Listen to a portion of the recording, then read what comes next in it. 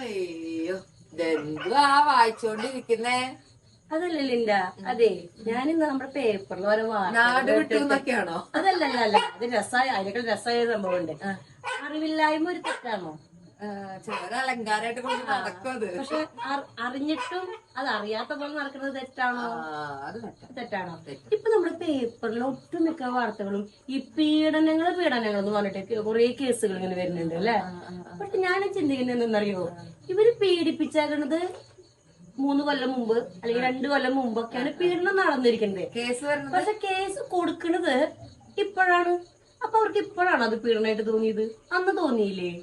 അല്ല, എന്താ നിന്റെ അഭിപ്രായം? ഞാൻ ഒരു കാര്യം പറയാം. ഈ പീഡനം എന്ന് പറയുന്നത് ഒരൊറ്റ പ്രാവശ്യം ആദ്യത്തില് ചെയ്യുമ്പോഴാണ് അത് പീഡനം. അത് ശരി.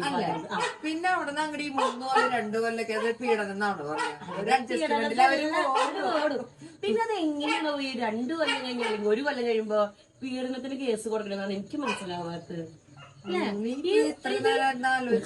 ആലോചിച്ച് കൂട്ടി പേപ്പർ വായിച്ചിട്ട് അന്തല്ലേ എനിക്ക്.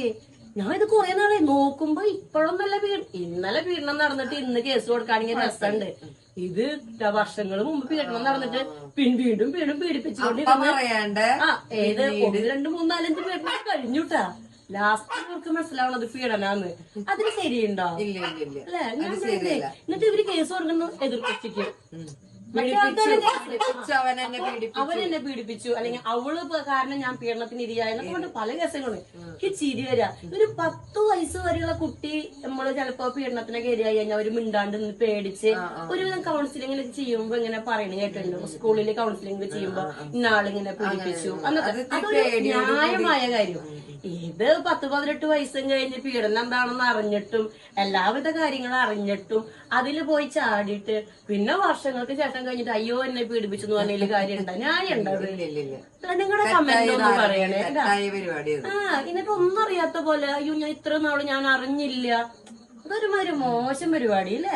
ശരിക്കും ഇതിനെതിരെ 2 ആളും കേസ് കൊടുക്കണം അല്ലേ? അങ്ങോട്ടും ഇങ്ങോട്ടും കൊടുക്കണം. അപ്പോഴാണ് അതിനൊരു ഒരു ടൈപ്പ് വരിക അല്ലെ? അല്ല അങ്ങനെയല്ല നിനക്ക് തോന്നണേ? പേപ്പറൊന്നും വായിക്കാൻ പറ്റില്ല. പേപ്പർ വായിക്കാണ്ടിരിക്കാൻ നല്ലത്. എപ്പോഴും നോക്കിയാലും പീഡനാണ്, മൊത്തം പ്രശ്നങ്ങള്. എന്ത് പേപ്പർ ഇങ്ങനെ? ഈ പേപ്പർ മാത്രല്ല എല്ലാ പേപ്പറും ഇല്ല അല്ലെ? ഞാൻ വിചാരിച്ചു മലയാളം മനോരമയിൽ മാത്രമേ ഇങ്ങനത്തെ ന്യൂസ്. പക്ഷെ ലോകം ഭയങ്കരമായിട്ട് മാറിപ്പോയി. ശരിക്കും പറയുമ്പോ ഇത് കോമഡി ആയിട്ടാണ് എനിക്ക് തോന്നുന്നത്. ഇത്ര വർഷം തോന്നാത്ത ഒരു പീഡനം പെട്ടെന്ന് ഒരു പീഡനാന്ന് തോന്നുക, അത് കേസ് കൊടുക്കുക, അത് ഭയങ്കര വാർത്ത സൃഷ്ടിക്കുക, കോലാഹലം സൃഷ്ടിക്കുക. ഇതൊക്കെ അറിയുന്നവരുണ്ടെങ്കിൽ ഒന്ന് കമന്റ് ഇട്ടോട്ടെ. കമന്റ് ഇഷ്ടമാണ്. അല്ല, നിങ്ങളൊന്നും പറഞ്ഞോളൂ. നിങ്ങൾ പറഞ്ഞില്ലേ ന്യായം ഉണ്ടോ? വർഷങ്ങളായ മുമ്പ് പീഡിപ്പിച്ചിട്ട് ഇപ്പൊ കേസ് കൊടുക്കണതിൽ വല്ല ന്യായം ഉണ്ടോ? ഒന്ന് പറഞ്ഞോളൂ, കമന്റ് ഇടണോ കേട്ടാ. അല്ല, നിങ്ങൾ എന്നെ പറയണില്ലേ? മറ്റേത് പറയണില്ലേ? വേണ്ട, കൊറേ ഞാൻ ഇടയ്ക്കിടയ്ക്ക് പറയണ